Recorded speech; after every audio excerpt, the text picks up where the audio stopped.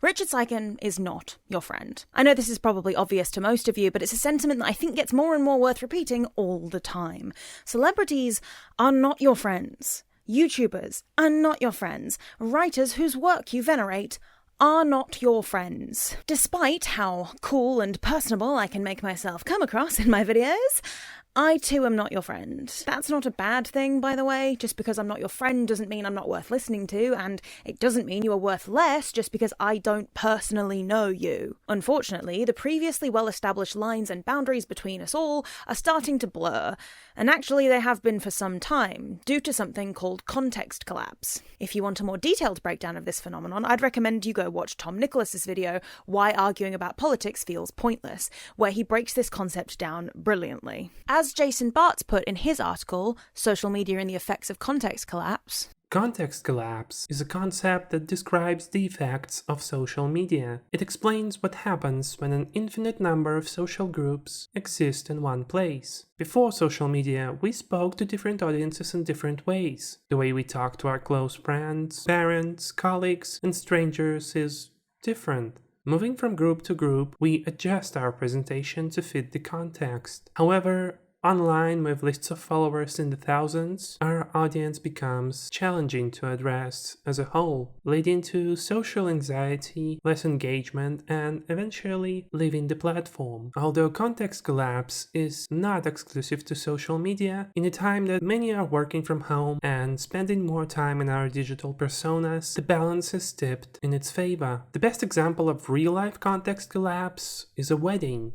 During my wedding in 2015, I had an audience composed of my friends, family, co-workers, and people on my wife's side that were essentially strangers to me. It was tiring, to say the least, determining at every interaction how my actions and mannerisms would be perceived by a mixed audience. Context collapse of social media leveled the exchange of information, allowing for the announcement of a presidential campaign to carry the same weight as a picture of a cat and a dog cuddling or a meme. As the content leveled, so did our ability to interact with it. The like button is the same response to all of the above. The internet has been homogenized down into a huge amorphous mass where not everything is given the same weight as everything else, but everything has the potential to be. People will be just as angry about you expressing your dislike of a popular movie as they will about you expressing contradictory politics or being wrong about something colloquially seen as common knowledge. And this is fucking us all up royally. We shouldn't be giving every single tweet the same weight. As Tom pointed out, the fact that there is no material distinction between the Vice President of the United States Twitter shitter profile and any other person's is actually a bad thing. Press releases, breaking news, public service announcements, and carefully worded think pieces all sit alongside memes, TikTok ranks, snarky Twitter threads, and influencer hot takes. Weirder still, these types of conversation aren't necessarily associated with the type of person that you might assume them to be. For every politician that's learnt to shitpost, there's an average Joe who responds to every tragic event in the news with a sort of official statement. This is not only a world in which JD Vance's tweets and TikToks exist on the same platform as yours, but it's one in which they share the exact same font and aesthetic. Think about that. There is nothing to formally distinguish your tweets from those of the Vice President of the United States of America. The ramifications of this process of context collapse are extremely far-reaching. No matter what you think of JD Vance or how much you personally hate him, which I do, as a head of state, he should have a specific way of addressing the public that distinguishes him from the masses, at the very least to ensure things are kept official. But instead, he's allowed to just tweet any old shit. And journalists have been struggling with this for a while, with the most obvious culprit being Trump, who tweets such nonsense and with such regularity that during his first term, there were genuine debates on what to consider actual presidential announcements. And obviously this goes the other way. It's the same reason why they're so angry about people making all these JD Vance memes and Charlie Kirk memes, because to them, it's on the same and level playing field. This is a problem. Tom's video addressed how it affects us in regard to journalists and politicians, so I won't keep harping on those points. If you're interested in that angle, I've linked the video below. What I'm pointing up while staying below. What I'm interested in is the other side of the scale, not the horrifying political consequences, but the social and parasocial ones. Tom even briefly touched on people like Graham Linehan and J.K. Rowling. Take J.K. Rowling, or Graham Linehan, or Elon Musk. Much has been said about how each of these figures have had their views shaped by social media addiction. But the velocity of their journeys to the extremes has been less the result of passive consumption than of social media pushback. They saw the carefree abandon with which ordinary people would post their thoughts and wanted to be able to do the same. When figures like Rowling instead found people criticising them and their works, they were indignant, as though some inalienable human right not to be criticised had been breached. If authors, comedy writers, and expensive firework manufacturers are forced to read more criticism of themselves than they might have used to have been, that's not so much a result of there being more criticism around as it is a result of the destruction of that boundary between our public political debates and our private ones. And that's more of the angle I'm going to take us on today. Specifically, the accessibility of celebrities and how it has started to damage the fabric of those relationships, on both sides. And actually, while this video was originally intended to almost exclusively use Richard Siken as a case study, before I get to him, I do want to briefly touch on two other discourses that happened online the same day I started writing this. Brother, what's that? First, Ariana Grande being accosted by a fan on the red carpet at the Singapore Wicked premiere. By now, most of you will have seen the video, and honestly I don't particularly like watching or displaying videos of anybody in distress, so here's your timestamp to avoid seeing it.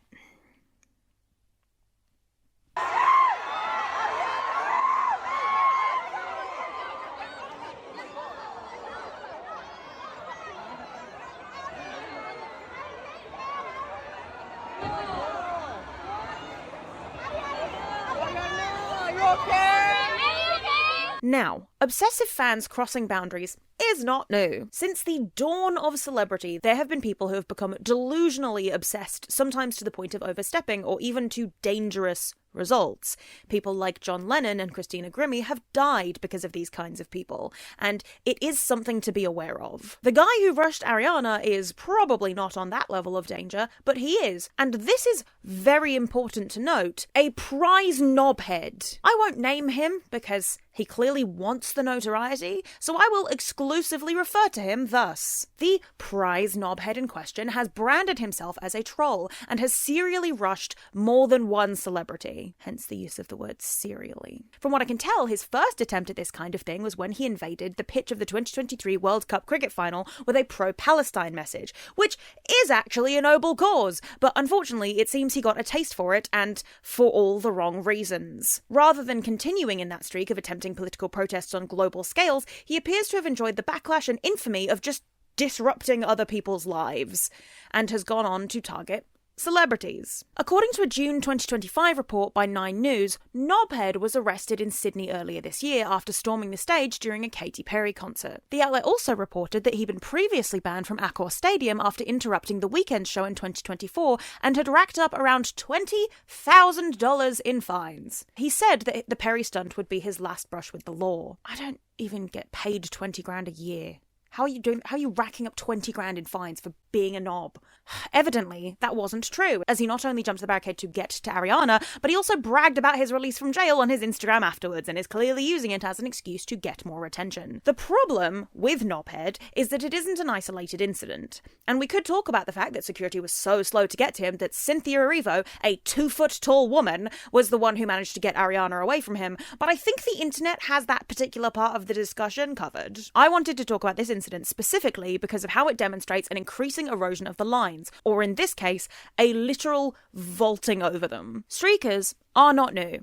Celebrity rushes are not new. Hell, Billie Eilish almost got yanked through the barricade of her own concert like a month ago. But the ability to turn yourself into a minor celebrity by doing those things, That's an exclusively post-internet phenomenon. Posting footage of yourself disrespecting celebrities' boundaries or even putting them in danger as a way of displaying yourself to your audience as some kind of daredevil edgelord should be something that gets your social media accounts banned, because it promotes genuinely dangerous behavior, and yet people will gain thousands of followers for doing that shit. Knobhead gets away with it because he's not actually physically hurting or attacking any of these people, so far, although I would argue that physically putting hands on Ariana Grande could constitute assault. But what happens when the people who are a danger see videos like that spread around and get ideas? What happens when security are so busy trying to account for knobhead knockoffs that the real danger slips through the cracks? What happens when celebrities are so afraid of being accosted that they isolate themselves entirely and never reach out to their audience again? Make no mistake, this kind of thing happens because people stop seeing celebrities as human beings and start seeing them exclusively through a parasocial lens. Or worse, as just an object of desire or obsession. To quote Alex Hirsch, the creator of Gravity Falls, 90% of the problem with Twitter is treating fictional people like they're real and real people like they're fictional. And that sums up basically the entire thesis of this essay, and every other essay in this series. The fandomification of real people continues to go too far. So that's the severe end of the scale. Let's head closer towards the middle and wade into the waters of K-pop again. Me. Just me. This is extra relevant because people were surprised to find out that Richard Siken knew BTS existed, as if he doesn't exist in the world. Listen, I've already covered sasaengs, which is the Korean word for obsessive fans, sa meaning private and seng meaning life, as in private life, so named because of their tendency to not only cross the line, but blow right past it directly into stalker territory. This section isn't even about them, but I know that if I don't bring it up, people will point it out in the comments. Feel free to point it out in the comments anyway. You know, I love comment engagement. This is about the weird thing that went viral this week about K-pop fans being upset because of the nature of commodity and parasociality. This all ties into Richard Siken, I promise. Bear with me. This person tweeted in response to somebody else complaining about a fan sign event, and it got what I'm presuming is a bigger response than they expected. Context collapse in action. I'm gonna hide this person's username because they've been dunked on enough, but I do think it is important to bring something like this up. On a burner BC embarrassed TBH bracket. I have a super depressing take on this as someone who used to go to fan signs and get interactions all the time. It's really shocking to me how quickly those interactions stopped when I couldn't afford a fan sign anymore. Like, it really made me feel like shit. Like, I immediately stopped being worthy of your attention since I can't spend big dollar anymore. It's been over a year since my last fan sign, and it's like, the switch up has really made me think. Like, it's just really crazy how I'd get interactions so often and then suddenly nothing. Like, wow, this shit is also fake, awkward face. Experiencing that really gave me a reality check on K-pop. You shouldn't have to watch idols scan the crowd to find a face they recognize to interact with. And I've witnessed it happen so many times. I'm getting made fun of, but it's genuinely just sad to experience this in person. Pointing and laughing isn't going to change that it's not right. And on the one hand, I can empathise with this person. Their feelings of disappointment, however justified or unjustified, are valid. Your internal experience of your feelings is valid. However, and I assume you can already see where I'm going with this, because of the nature of this video, I don't think those feelings matter in the grand scheme of this kind of transactional relationship. If you're outside of K-pop and your only frame of reference for this is paying for meet and greets before concerts or going to soundcheck, you might think that this person is massively overreacting. And you'd still be right. As one user put it, I mean, yeah, that's what you were paying for. Interaction. You paid for it, and others did too. If it wasn't you, there would have been someone else. The idols wouldn't even notice or care because you are just another fan. That's it. You are not their bestie or something. K-pop is a bit different to other business models because they don't just sell meet and greets before concerts, they also sell fan signs and fan meets. They run chat rooms in paid messaging apps and official fan cafes, which are online communities and message boards based around individual idols or groups, which the idol will occasionally pop into themselves. They're not just selling their time on tour, they're selling their time all the time. It's extremely common for fans to have a direct line to K-pop stars in the form of Weverse or bubble chat rooms in a way that we just don't have over here. There's no option to pay to text any American or British celebrities outside of some kind of occasional novelty. And even the Jeremy Renner app never really gave fans an actual direct line to the man. So this person evidently used to pay to participate in some of these things, and they got used to the attention. Enough so that when they stopped being able to pay for it, for whatever reason, they noticed a change in the way they interacted with their idols. Or rather, the way the idols interacted with them. They no longer received the attention they previously did because the idols were focusing more of their attention on the paying fans. Or, in layman's terms, customers. Because that's what this is. You're paying for a service, it's just that the service is their time and energy and attention. When you stop paying for it, somebody else will. And then they have to turn that energy onto those people, because it is quite literally their job. As a fan of K-pop groups myself, I don't expect any of them to notice or recognize me outside of the usual face in a crowd thing you should be expecting as a fan. Even if I paid for a meet and greet, which I can't afford, I wouldn't expect them to remember that because they meet hundreds of fans at a time. Being able to pick out my face in a crowd after that would be genuinely impressive and I'd be dead chuffed, but I would never in a million years assume that should happen. I also wanted to clarify this more because when I say you're a customer to these people, I really mean it. I have worked in cafes and hospitality for over 10 years. In some of the cafes I've worked in, I had regular customers. And those regular customers were people I often liked to see. Occasionally there were people I didn't like to see. But for the most part, a regular was somebody who I enjoyed seeing, who I remembered the order of, and who we could have a little chit-chat with now and then. Once I left those cafes, and I no longer had any reason to be near those people, I no longer think about those people except in passing conversation or when something occasionally pops up. They are not my friends, they are not my family members, they're not even acquaintances. They were customers. I was being paid to offer them a service. Just because we had some friendly banter along the way does not mean that those interactions were anything less than a customer and customer service representative. And that is what idols are. They are performing a service. It's just that sometimes that service is being nice to you. And honestly, if that was the end of the tweets, I don't think I'd have bothered to put this in the video, but their final tweet in the thread annoyed me so much that I couldn't stop thinking about it. If you're not going to engage with this critically and go straight to saying it's too parasocial, you're part of the problem. Idols should not be ignoring fans to favour their rich fans. Of course, everyone wants an interaction, and it shouldn't be a buying competition to get one. I also never was deluded in the way the quote retweets seem to think. I didn't think they were in love with me or any BS like that. I know there are idol fan boundaries. I just found it really shocking how they no longer give a fuck once I stopped going to fan signs, and I didn't realise how severe/common it was until I wasn't that person anymore. This tweet pissed me off so much, I'm actually going to go through it line by line. If you're not going to engage with this critically and go straight to saying it's too parasocial, you're part of the problem. Actually, pointing out the parasociality of it is engaging with your statements critically, whether you agree with that critical engagement or not. Idols should not be ignoring fans to favour their rich fans. Of course, everyone wants an interaction, and it shouldn't be a buying competition to get one. For fan signs, fan meets, etc. to exist, that is fundamentally the environment this sets up. You are quite literally paying for extra attention from your idols. That is precisely the point.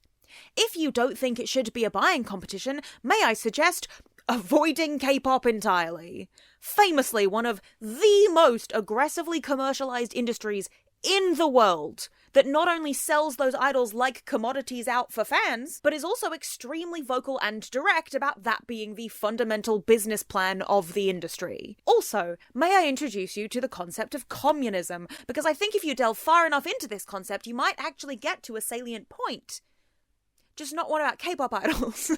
I also never was deluded in the way the quote retweets seem to think. I didn't think they were in love with me or any BS like that. I know there are idol fan boundaries. While I'm sure some people were dunking on you in a way that makes you think this, you are in fact buying into a delusion in this situation. You're deluded enough to be upset and offended when the previous attentions you received, afforded to you by your ability to pay for it, are no longer forthcoming. As I said, your internal feelings about that are valid, but it doesn't make the origin of those feelings less of a delusion. Just because you don't believe Jungkook is in love with you doesn't mean that your other assumptions are correct. Delusions, much like everything else in the world, exist on a spectrum. You can know that there are idol fan boundaries and still be deluded about your place within or outside of those boundaries. We all can. I'm sure all of us to an extent do this a little bit in our own lives, but to say that you're not deluded is frustrating. In order to not be deluded, you would have to consciously understand that your disappointment, while real, is predicated on a misunderstanding of your relationship to said idols. I just found it really shocking how they no longer give a fuck once I stopped going to fan signs, and I didn't realise how severe/common it was until I wasn't that person anymore. I think this sentence pissed me off the most because of how fucking entitled it is. Oh, I didn't realise how the other half lived until I dropped my silver spoon, and now I'm suddenly very upset that this is how things are. Did you guys know that the system is unfairly weighted towards people who pay more? Yeah. The rest of us, the ones who never had enough money to pay for those extra things, have been living with that reality the entire time. I was going to say, welcome to how the other half live, but actually it's 90% of the audience who live without paying to be their idol's specialist favourite. I get that having something and then losing it is painful, but it's also painful to have never had it and then watch somebody get on Twitter to whinge about it. As another user helpfully pointed out, if it has come to this point, I think taking a step back and decompressing from K-pop might work wonders. This isn't healthy, and you're expecting too much from a group of professional performers who are practically strangers. I doubt this person will absorb that advice, though, as it's in amongst a bunch of other, louder opinions, and this person is clearly exhibiting the backfire effect and therefore cannot take any well-meaning advice in. If you want more information on why that is, watch this video, because it underperformed, and I made some fantastic points in it. This situation annoyed me so much, partially because of how entitled and oversteppy it is, and partially because it's also kind of a perfect demonstration of context collapse, and particularly context collapse confusion. Regardless of how much shitter's metrics are overblown, according to them, this tweet has 3.2 million views. And even if that's exaggerated, it has over 1,000 quote tweets, most of which are, if not dunking on this person, then at the very least, vocally disagreeing with them. This is, and I cannot stress this enough, just some random person on the internet with an opinion. A bad, rather silly opinion, yes, but it's genuinely horrifying that it's just an everyday thing now for somebody to tweet a milquetoast shitty opinion and then get the entire force of the internet turned on them, because we're all trained to see that as fair game. As I know I've said this in a couple of other videos before, but I need to make it a permanent part of my channel. Do not make me tap the sign. That is a person. You are communicating with a human person. This situation represents the clear delineation of boundaries between celebrities and their fans, which perfectly sets up what I originally set out to talk about in this video, which is, of course, the fact that Richard Siken fucking hates buddy shippers. And she just doesn't have the vernacular that she thinks she possesses. So this all blew up in the last few days over the weekend, but actually the first sign that things were afoot at the Circle K was way back in November of 2024, almost exactly a year ago. Must be something in the water. A well-meaning fan, henceforth referred to as Lottie, tweeted out their thoughts, atting Richard Siken as they did. You know what? Richard Siken, I am dying to know.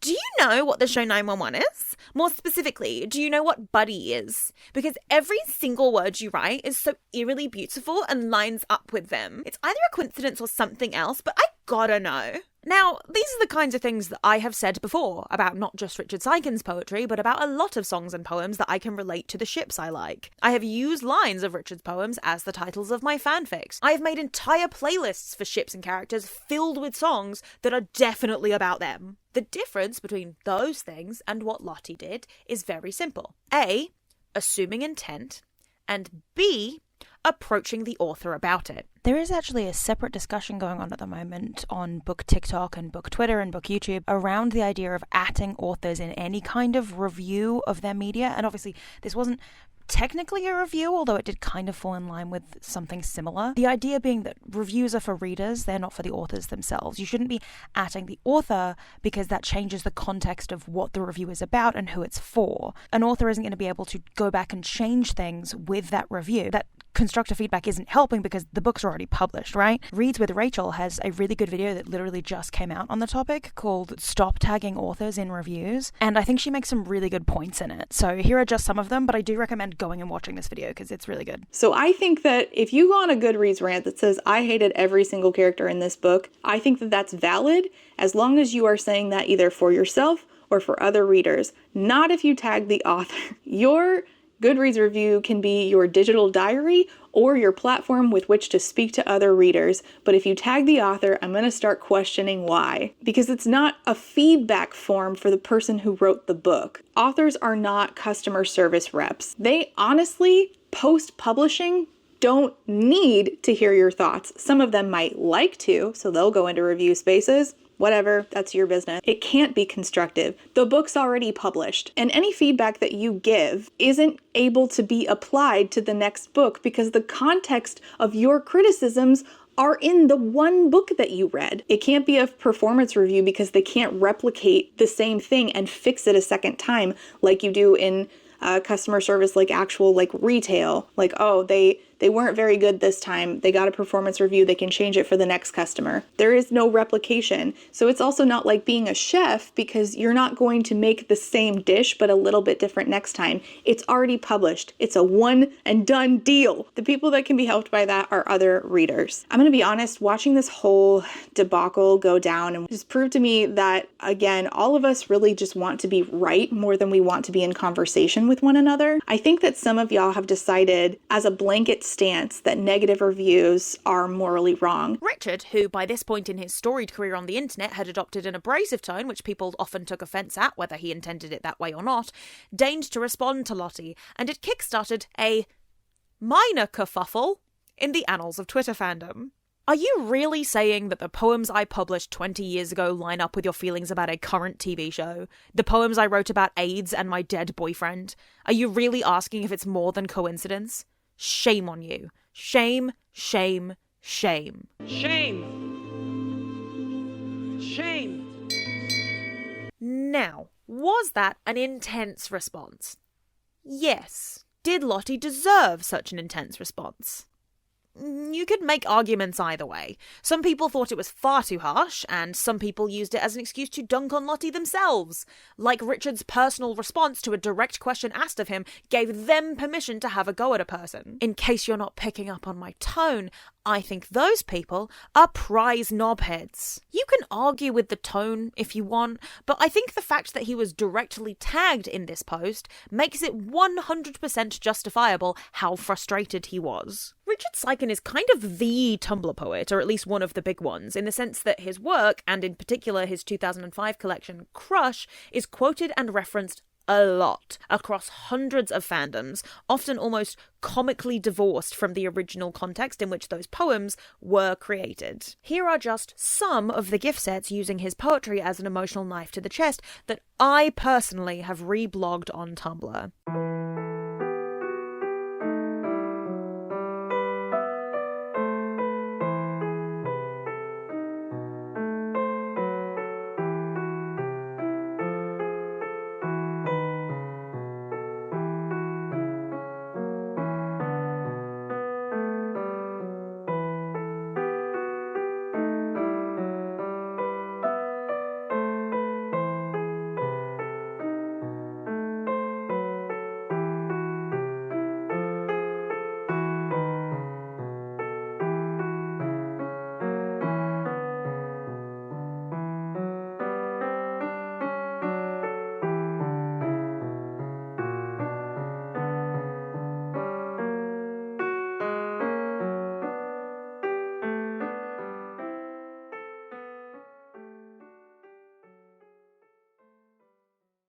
That's Good Omens, Bad Buddy, Bellark, Vegas Pete, and Heartlimming from Moonlight Chicken. And of all of those, aside from the fact that they're all queer, the only one that is even close thematically to the context the original poems exist in is Vegas Pete, and even then it's pretty far away. Richard has essentially spent the last 2 decades watching people appropriate his work. On the one hand, that must be very gratifying, knowing just how many people resonate with what you've written.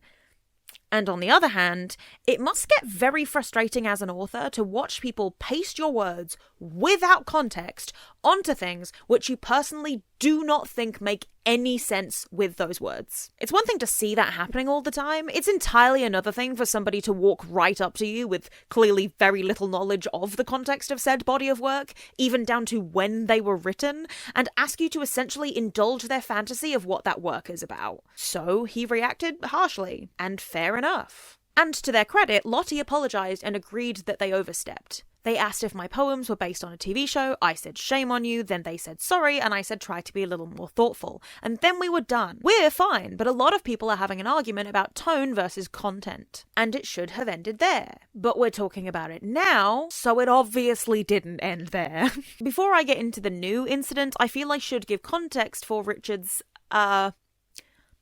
abrasive Twitter persona, which may well not be a persona at all and might just be how he is in person too. Either way, it's important to know before we get into the rest of it. Richard Siken was born in 1967 in New York City. He has a BA in psychology and a Master of Fine Arts in poetry. He co-founded Spork Press, a small press, in 2001. The death of his boyfriend in 1990 influenced his poetry, which is felt most keenly in his first published collection.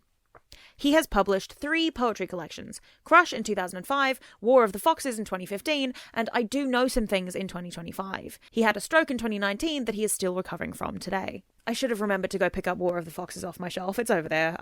It's behind so many things. I do own War of the Foxes, and I have ordered the newest one. Tallis, I hear you ask, why are you reading me this man's Wikipedia page? Well, dear watcher, to demonstrate how easy it is to find information on him if you needed it for, say, a school project?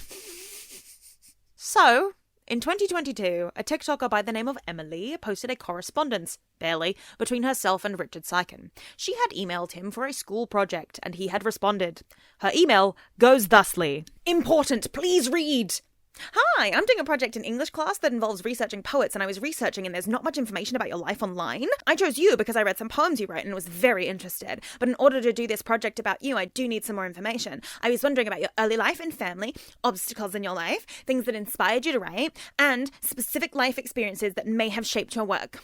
Thanks, Emily. That's sort of my best impression of Kaylin Conrad doing an impression of annoying people. Did that land? This is obviously really weird and something of an overstep, and I suspect many people would have simply ignored the email out of annoyance at the subject line alone. But Siken responded. Presumably there's a top of this email that was cut off, I'm not sure. But from what we can see, it says, I am broken and in a lot of pain, with a link to his GoFundMe. When you write, important, please read, in all caps, it makes me wish the stroke had killed me. If you do need more information, then go get it. I think your questions are insulting. I think your expectations are gross. If you need to research me, just Google Siken interview. Here, I'll do it for you. And then he inserts a mock answer to a question he hasn't been asked. When the high school girl emailed me and asked me to list 15 significant events from my life so she could understand my poetry for her English paper, I told her it didn't matter and I wouldn't help. And I think I might have suggested that she and her teacher had offended poetry, and that I was not a newspaper man, and that they might have better luck trying to feel things instead of think them. She got really mad and said something about my tone, and how now she'd probably get a B. First of all, that's extremely funny. Secondly, savage as fuck. And thirdly, once again, that tone feels entirely justified to me. Richard Siken is an old school writer, in the sense that he clearly wants to be left alone to write, and he only wants to talk to people if they want to talk about writing or art, or take a genuine interest in him as a person. Which is entirely fair, by the way. Perpetual availability is a new and frankly terrible thing. When people reach out to him directly, either by @ing him or emailing him, and they clearly have not put more than 30 seconds of thought into what they're going to say, or how they expect it to be received, I think he's perfectly within his rights to respond as he wishes. And you can say he's an asshole. He might even agree with you. But, and this is crucial, he doesn't care what you think about him. Like, on a personal level, he does not care. Or his poetry, or the ships that his poetry is or is not applicable to. He didn't write that poetry for you, and he won't alter his tone for you either. Like him or not, that is who he is, and he's been extremely clear about that from day one. He's a writer, a poet, an artist, and also just a guy, and a total stranger to most of us, no matter how much you enjoy his work. But because his work has profoundly touched thousands of people, a lot of those people see him as more than that. Which is understandable to an extent, but then those same people seemingly get frustrated when he doesn't respond with exactly the tone they were expecting when they ask him for advice or comment on his work. Some people don't like my tone. I get that. I'm very clear and to the point. Crisp, harsh even. So many people get blinded by my tone and miss the content. What's there to do when someone says they were wrong but you didn't tell them so in the right way? There's a misunderstanding of roles here. I'm not dad or friend or ChatGPT, I'm a stranger. Asking offensive questions won't get you a gentle answer. That's how it goes sometimes. You can be sloppy with your pals. With strangers, you have to put more thought into it. Some of you are used to shooting off a tweet because you're curious or because something just occurred to you.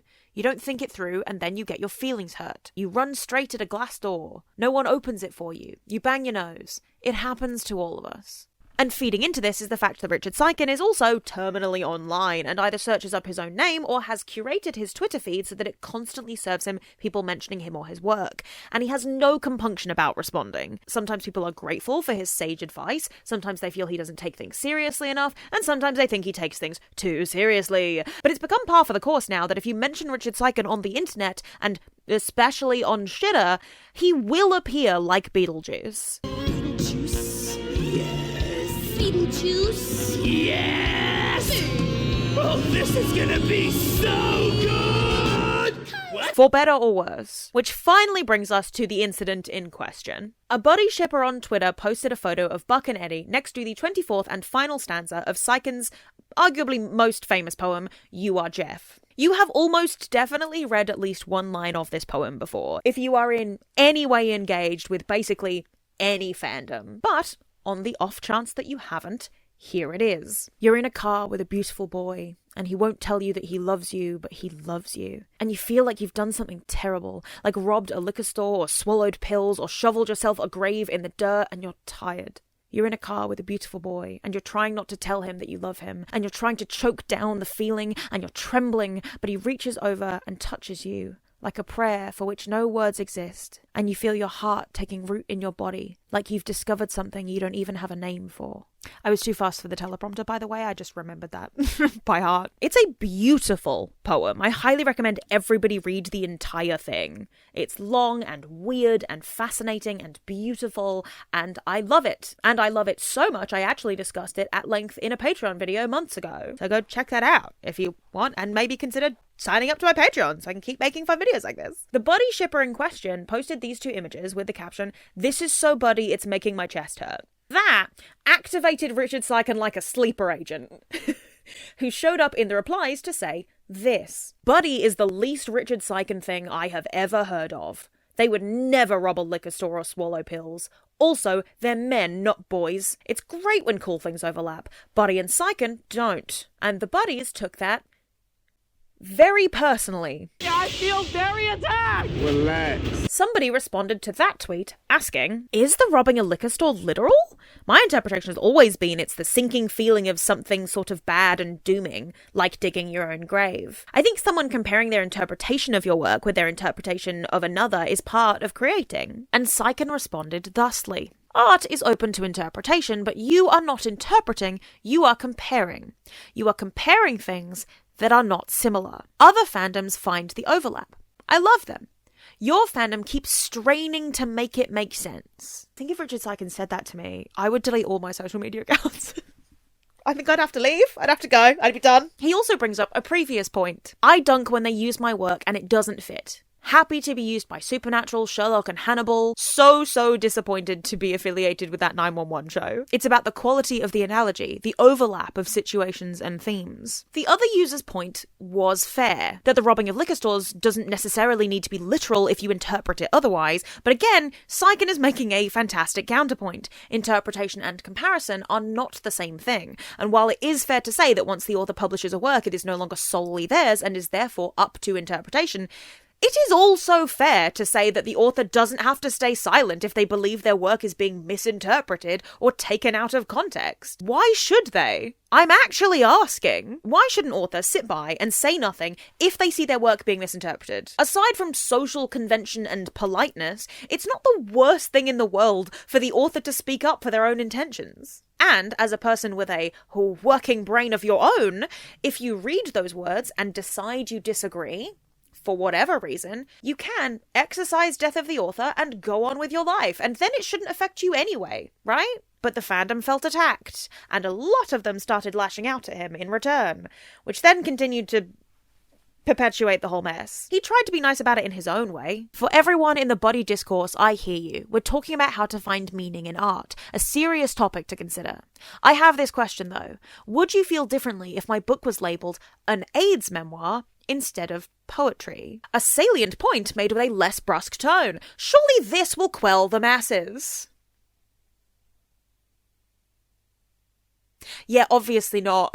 When somebody responded to that tweet asking why people seem offended when he says those things, he said, "My best guess is that they see disagreement as condemnation. It feels a lot like a parent-child dynamic, as if I could ground them or take away the keys to the car." He also points out that other fandoms have responded differently to his comments, which might be part of why he felt so comfortable speaking up in the first place. If he's had better interactions with other fandoms, even ones he criticised, he might have thought this was fair game. I make fun of Verstappen. I make memes with text bubbles of my quotes over their pictures. I am harder on Verstappen than Buddy, but that fandom understands my points and they battle back with more memes, not outrage. He has also been extremely clear about his love and respect for fanfic as a medium. In 2015, Adam Carlson penned an interview with Siken titled The Poet Laureate of Fanfiction, where they discussed the topic at length, and I highly recommend giving it a read. He has an AO3 account, he used to be pretty active on Tumblr, and he's always been willing to dive into fandom discourse. He once posted a poll to Tumblr deciding who tops between Sherlock and John Watson. And this was long before actual polls were instituted on Tumblr, so he was just getting people to send votes into his ask box. Raw dogging data like an absolute mad lad. For science. Science side of Tumblr, please explain who tops. In 2023, he tweeted, "Fanfic is transgressive. It co-opts the creator's vision. It steps on it. It is fiction built on fiction. There can be no canon in it. I say do it. Have at it.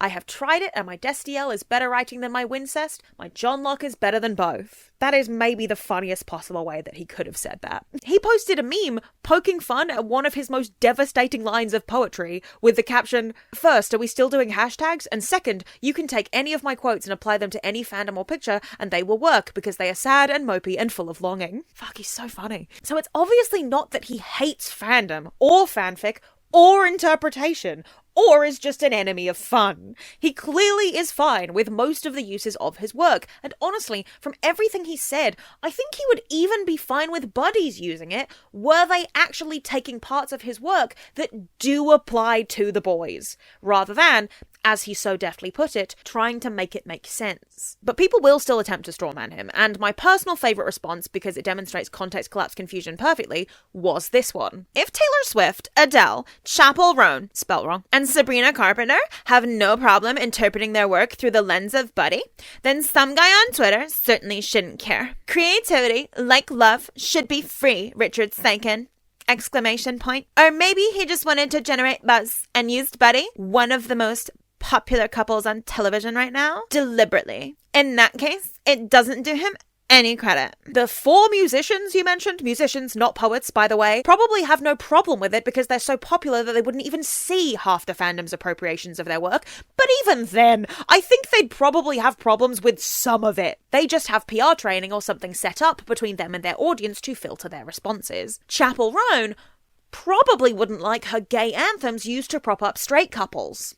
Or for people to post lyrics like "The Bridge of Good Luck, Babe" next to the couple from Anyone But You, which is basically just the most compet couple that I can think of off the top of my head. If you want to know how much I hate that movie, watch it on my channel. I hate that movie. So that they can go, "Oh my god, it's so them, it hurts," because that not only doesn't make sense, but also directly flies in the face of the original meaning of the song. Accusing him of using Buddy to generate buzz is hilarious, but unfounded, because again, he's a renowned award-winning poet who doesn't really care for mainstream acclaim. He's already getting the kind of acclaim he looks for. Also, referring to him as some guy. I may have pointed out that he is just a guy in this video, but he is not actually some guy in the context of this. He is the creator of the poetry being used. And you are being a disrespectful knobhead. And this might have been the end of the video, just ruminating on context collapse confusion as I close things out, if it weren't for one commenter. We'll call this person Devon, from a portmanteau of the other halves of Buck and Eddie's names.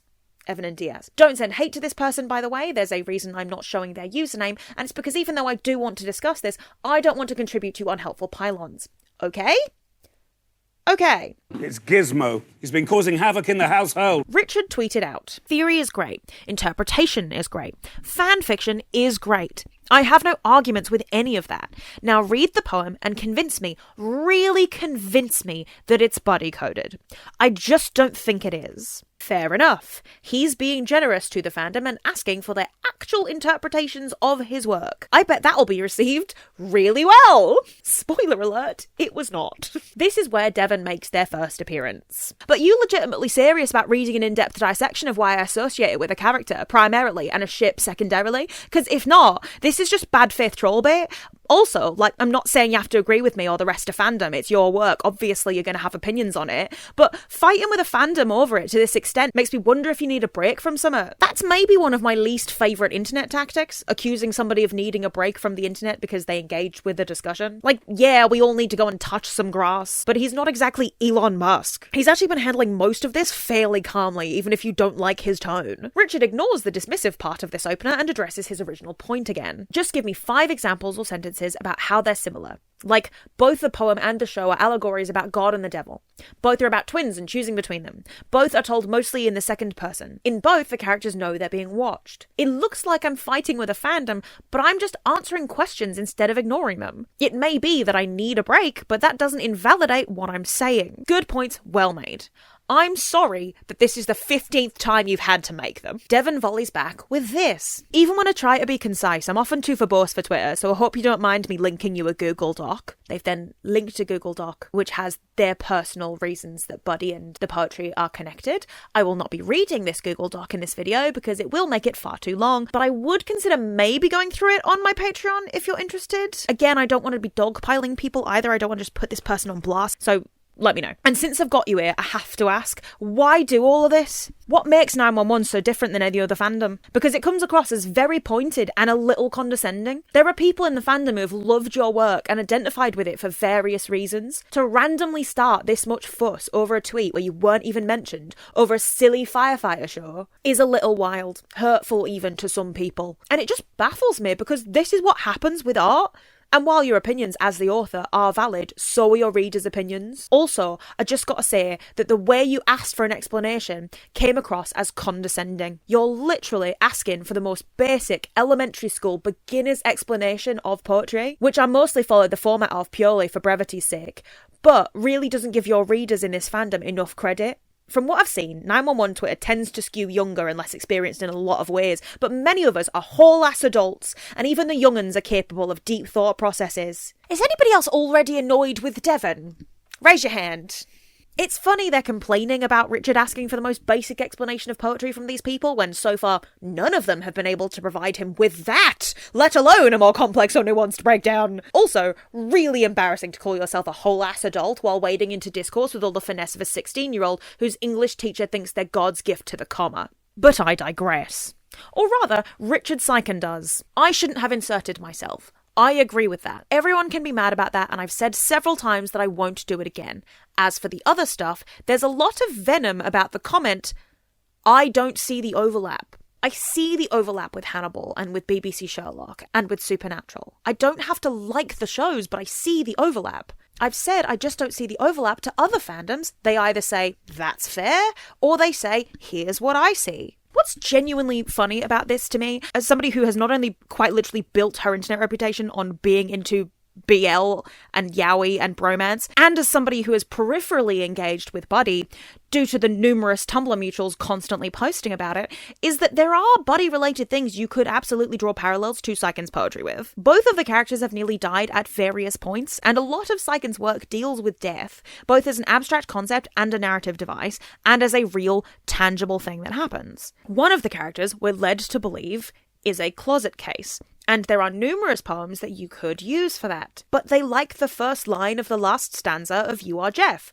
as we all do. So instead of reading the whole poem, they just keep taking that and pasting it over their favourite boys, completely erasing any context it might once have had. And maybe Devon is right, that is just a pitfall of art, that once something gets big enough, it is severed from the original frame of reference it was created in. But why should we be okay with that? They continue. If you had just said, I don't see the overlap, then that would be one thing. You said, Buddy is the least Richard Siken poetry thing I've ever heard of, as your opener.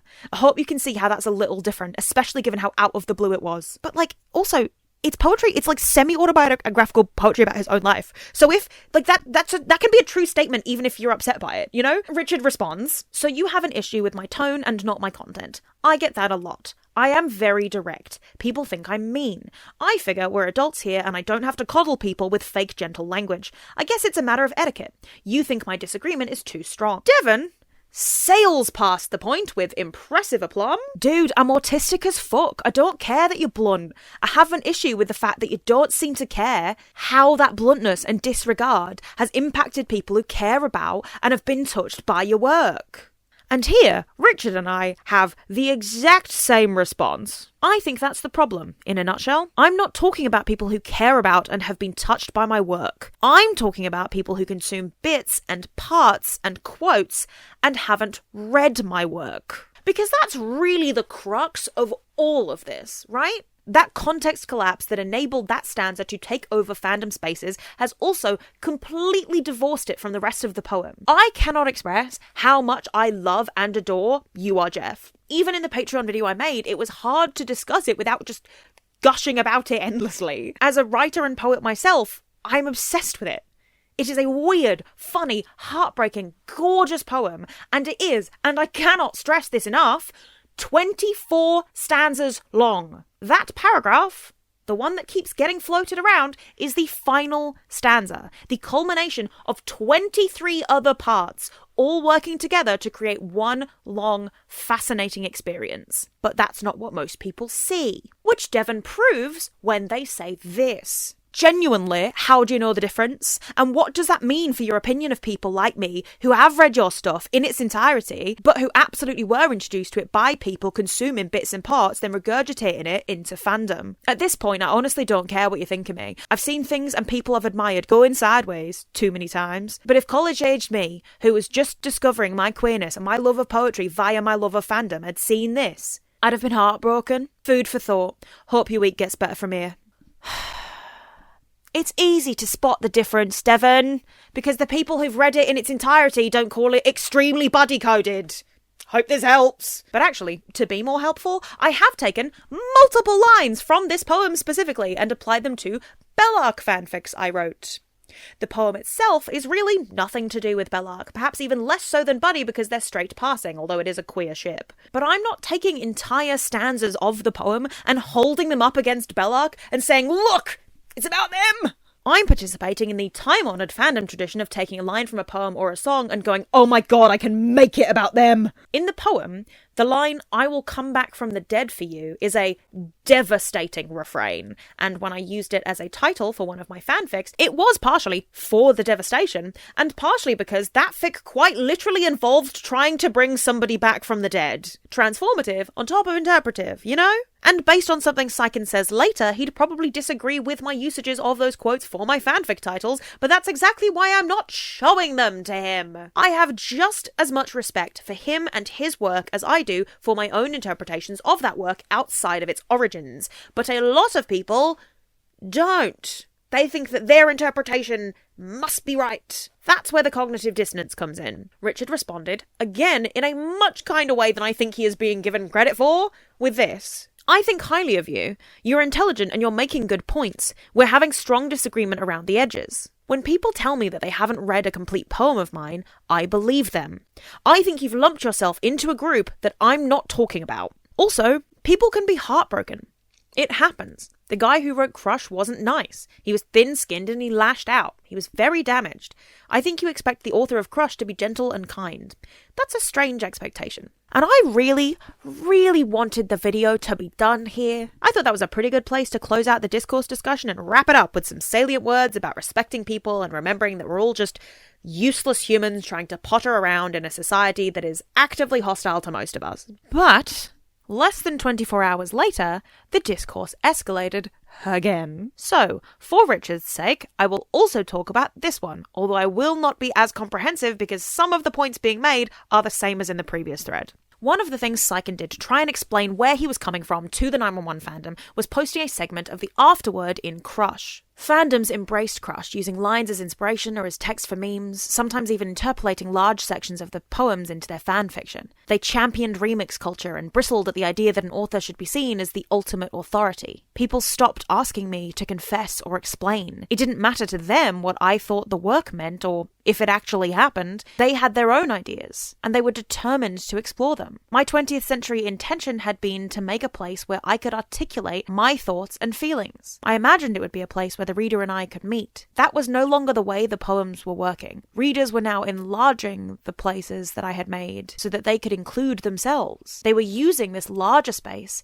to interact with each other without me. It was disconcerting. Some fans altered the male-male dynamic of the poems and posted their new, regendered versions. Some used the quotes in contexts that didn't make sense to me. Some misquoted the poems on purpose to suit their needs. I wanted readers to find meaning in the poems, even if that meaning slid away from my intention. But sometimes the revisions slid too far away from the original text. I felt as though my inner life was being translated into something unrecognizable. Somebody responded to that post, let's call them Devon 2.0, arguing many of the same points that Devon 1 brought up, including that he wasn't tagged in the original post and therefore it wasn't fair of him to respond like that, which he has repeatedly apologized for and said that he won't do again. But the reason I'm bringing Devon 2.0 up is because Richard had a really good response to some of those points that plays into exactly why he posted the afterword from Crush in the first place, which Devon 2.0 seems to be determined to misunderstand. You said it yourself, the author lets go of control on publication day. I can't imagine it's comfortable to feel like your work is being removed from yourself, but at the same time,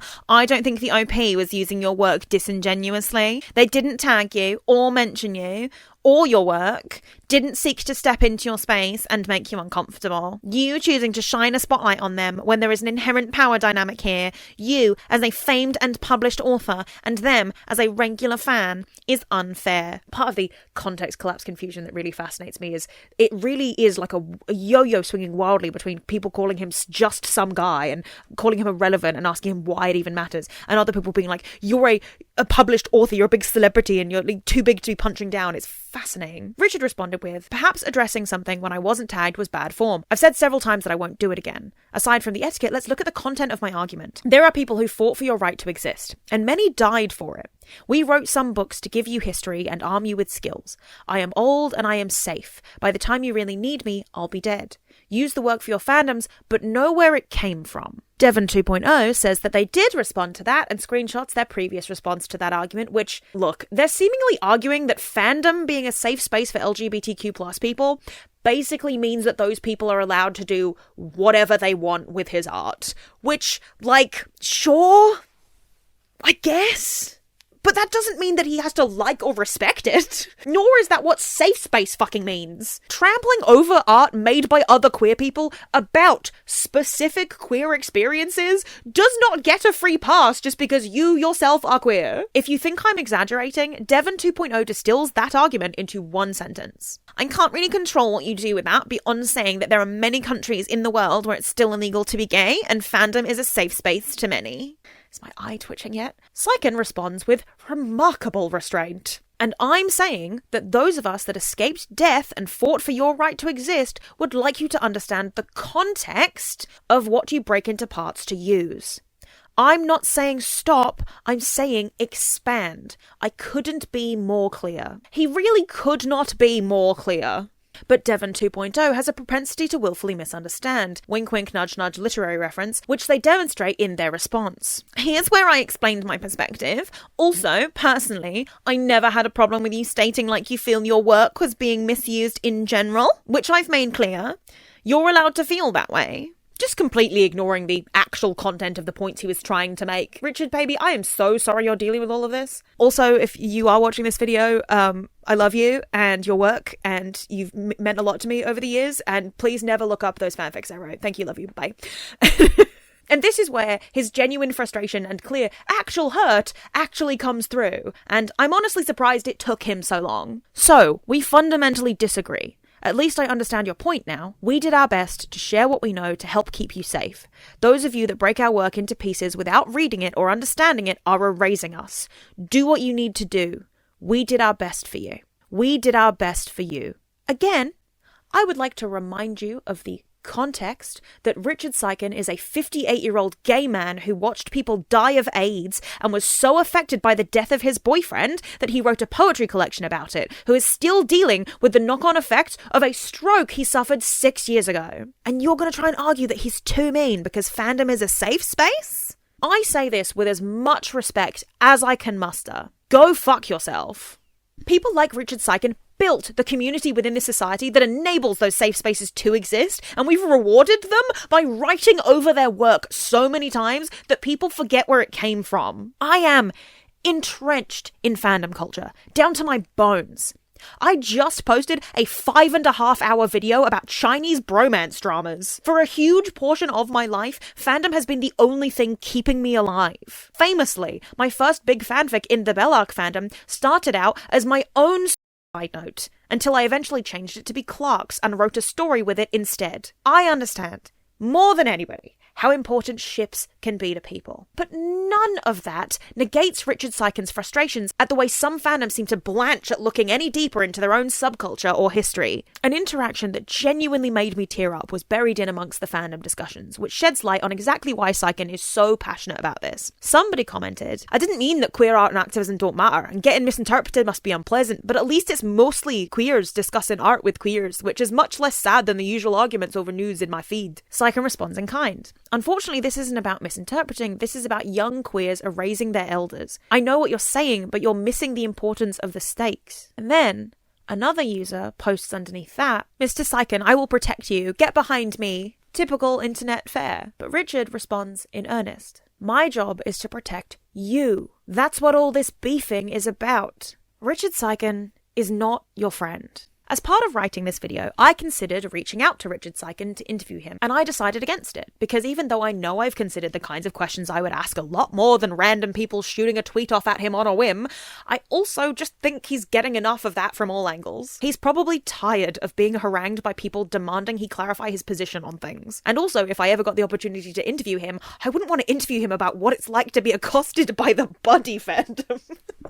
I would want to ask about the inspiration behind specific poems. I'd want to talk about why he picked certain line breaks, why he chooses freeform poetry, and why sometimes he doesn't. How it's been writing poetry again since his stroke, the form versus the content, and the choice to rhyme versus the choice to not, the kind of surrealist imagery he uses. Because he is one of my favourite poets, and that's the kind of shit I actually care about his opinion on. I don't care if he likes the shows or the ships I like. I cannot stress enough how little his opinion on Bellark or Vegas Pete or Pat Pran means to me.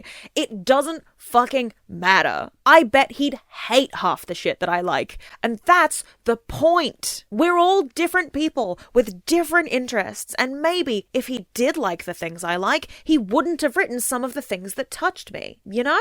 You take the art that he puts out publicly and you absorb it and interpret it in your own ways, and you take that and make it a part of yourself. That's how you interact with any art. Poetry, music, paintings, movies, and everything else. What you don't get to do is hold that art up to him and go, "Justify this for me." You justify it for yourself. That's the nature of enjoying and engaging with art. All art is up for interpretation, but that doesn't mean that all interpretations are holistically correct. You can be wrong about art. And even if you think you're right, at the very least, you need to back up your thesis. Not enough of you paid attention in English classes, and it shows. And also, while I'm sure it isn't fun for somebody you see as having status, whether because you personally venerate them or just because they have more followers than you, to utterly dog walk you on a public forum, you aren't actually participating in death of the author if you're upset by how he talks about his art on Twitter. Just saying. You're allowed to be upset and embarrassed. But if you really fundamentally disagree with him, you can simply let it go. I have a whole different video in me about death of the author and how people willfully misunderstand the concept, but I've talked enough today and that would add an extra 2 hours. So instead, I will close with this. Richard Siken is not your friend, but he is a real human person. And everybody interacting with him, at least to my knowledge, is a real human person. And we'd all do well to remember that. I think fandoms are cool. I think my work overlaps more with some of them than others. I like the idea of fandoms and the creation of something. I am not a member of any fandom. I ship Richard Siken poetry. I make up my own stuff, but people are free to do what they want. There are people who fought for your right to exist, and many died for it. We wrote some books to give you history and arm you with skills. I am old and I am safe. By the time you really need me, I'll be dead. Use the work for your fandoms, but know where it came from. Use the work for your fandoms, but know where it came from. I don't have a long post-amble for this one. I've got a really, really busy week, and I've had actually really, really stressful and bad last few weeks. Like, I've been really, really doing badly lately. Things have been utter fucking shit. It's not often that I manage to get a video out in any kind of timely manner related to any particularly current topic. And even though this is a niche topic, it is something I think a lot of my audience would be interested in, and it is something that I personally just really, really, really wanted to talk about. I actually meant to talk about Richard Siken when I did one of my previous fandomification videos last year, the one where I talk about Chapel Roan and Dropout. Like, I actually had written down the original buddy interaction to talk about then, and I ended up cutting it from the video because I thought it was a bit too like self-indulgent, and also like I think it had died down by the time I made the video, and I didn't want to like reignite a conflict that already had sort of died down. I'm glad I left it in the end because it meant I could make a more comprehensive video on the topic, and I'm really glad I got the opportunity to talk about this, especially before I eventually post the big video I have on. Basically, the video I'm going to make is I'm putting death of the author and author responsibility on a scale, and I'm talking about why those two concepts seem to coexist all of the time in literature. Like the responsibility the author has to write a good story that doesn't romanticize anything bad or blah blah blah, versus the death of the author crowd, right? And how those two ideas seem like they shouldn't go in tandem with each other, and yet a lot of the people arguing points will use both of them or neither of them, or, you know, and I find that whole thing very, very interesting. And I've been meaning to talk about that for a long, long time, but it's just a very, very research intensive video, and it's something that I just while I was traveling around a lot last year, like I didn't have access to a lot of the books I would have needed to talk about and things like that, so I'm hoping to get that one done soon-ish, but I'm not promising it at the beginning anytime soon, because I find that whenever I give a timeline on anything I end up having to push it back because I have ADHD, and also I'm very chronically ill. If you would like to support this kind of content, please consider joining my Patreon, donating to my Coffee, commenting, liking, sharing. Like, that truly does a lot. Like, apparently hyping is a new thing on YouTube. I don't fucking know anymore, man. Like, my dream in life is to be the kind of author that Richard Siken is, where I just write and I'm left alone, really. Like, that's kind of the goal. And the problem with like doing anything online now, like the problem with being successful in any career that involves the creative arts, you also have to be like 3 things at once, you know? You have to be a director, and you have to be a social media manager, and you have to, it's a lot of extra work that like previously publishers were supposed to do. And even like published authors now talk about the fact that like they're doing the work of what a social media person should be doing, which is part of why you join a publishing company, right? Like, that's part of it is so that they do the selling for you, and now it's a lot of it is still on the authors, and I find that the whole thing to be really like stressful, and I find like putting myself out there and networking to be really stressful. Like pushing my content towards people I find really stressful because I don't want to come off overbearing or be annoying, and it's a complicated situation to be in, and it just makes me think even more about like that person accusing Richard Siken of using Buddy to his advantage, because like I think that Richard Siken and I have a similar perspective on promoting ourselves, which is that we care about the work we make more than anything else. People can dislike me on the internet, and I'm sure a bunch of people do. Like, I'm sure my tone comes off weird. I'm sure I'm annoying and loud and abrasive, and that's fine. You can dislike me. My thing is how much my work has affected people, and whether the work is good enough, whether the writing quality is good enough, whether the editing is good enough. Like, that's the part I care about, the finished product. I don't like saying product, but that's the shit I care about, you know? And eventually maybe I can do some traditional publishing and then vanish into the woods. But in the meantime, I will continue to be here on the internet making serious videos, making silly videos, making 5-hour deep dives into a genre of television that half of you don't know exist. Please go watch that video. I'm so proud of it. It's so good. And I hope that you're all taking care of yourselves out there. And I hope you're all having a much better month than I am, because good grief. Annyeong.